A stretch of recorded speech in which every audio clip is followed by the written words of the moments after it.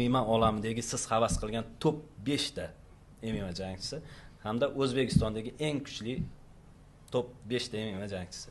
Fyodor, keyingi Habib, xorvatiyalik Mirko Krakov, o'shani ham moshinimizga. Islom Maxachevmi? Aha.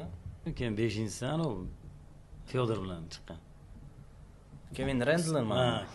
O'shani realni o'shaga u realni fizikasi dahshat bo'lgan. Biz O'zbekiston bo'yicha ichida bo'lsa, misol Doson Bozorov zo'r, gap yo'q. Juda ham nima deydi, ham volnik bola, ham stoykasi ham zo'r.